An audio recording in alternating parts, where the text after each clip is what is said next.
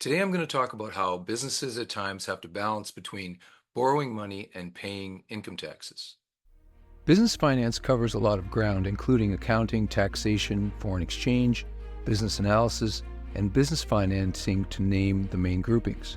And while all these areas fall under the same umbrella, they don't necessarily work in harmony, especially when some of these activities are outsourced to a third-party accounting practice. For small and medium-sized businesses, a common example of this is the impact of annual financial statements and business tax returns on a business's ability to borrow money. Businesses of all types and sizes develop a year-end plan for revenue reported and expenses incurred in an effort to determine the level of income tax that's going to need to be paid and what strategies they may be able to deploy to minimize their net income and income tax position. From a business financing perspective, cash flow is critically important to show the ability to service debt. Taxable income provides cash flow available to the business for debt servicing, so paying income tax can also be considered a quasi-form of financing, in that if you're not paying income tax, it will be difficult to borrow money, especially lower cost capital.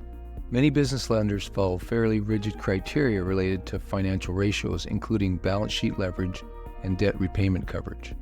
These ratios and others can be directly impacted by the decisions business owners and managers make with their accountants with respect to tax strategies. Most business owners and managers don't necessarily understand the connection between taxation and financing, and in some cases, believe it or not, neither does their accountant. The primary goal is to reduce taxes and therefore improve cash flow.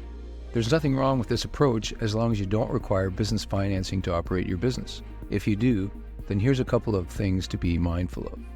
First, if you have a senior financing facility in place with a debt lender, there are likely financial covenants in place that require you to maintain certain ongoing levels of balance sheet leverage and income profitability that are relative to the amount you're borrowing. Aggressive tax-saving strategies can put you offside of these covenants, which at the worst will get your loans called in and at the least will increase your cost of borrowing. Second, if you try to secure new business financing with financial statements that are over-leveraged and/or do not show enough debt servicing ability, there's a very good chance that funding will not be available, or if it is, it will come at a higher cost. Bottom line, there is a balance between minimizing business income taxes and maximizing borrowing capacity. Failure to maintain or keep track of this balance can be very costly in the long run. So if you have a business financing problem, challenge, or requirement that you need help trying to solve, then I suggest you give me a call or send me a note to the contact information at the end of this video.